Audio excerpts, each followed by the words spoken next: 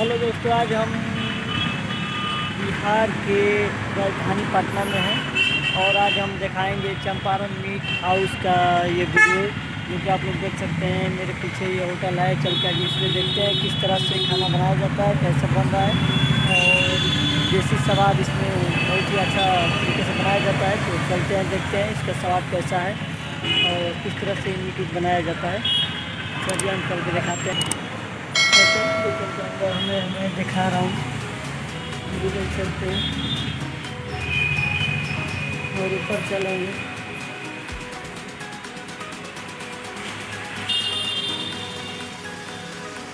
व्यवस्था इस तरह से किया गया है।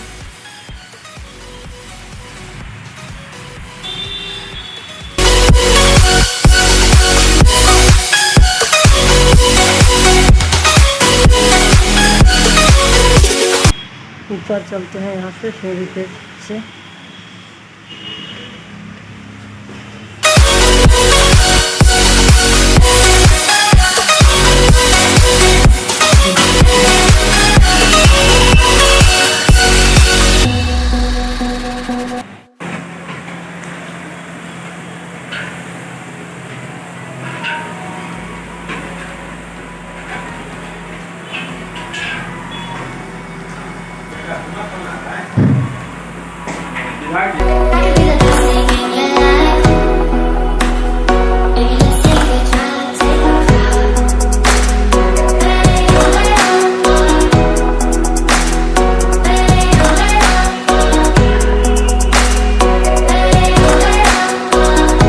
उम्मीद करता हूँ कि आप लोगों को ये वीडियो अच्छा लगा हो।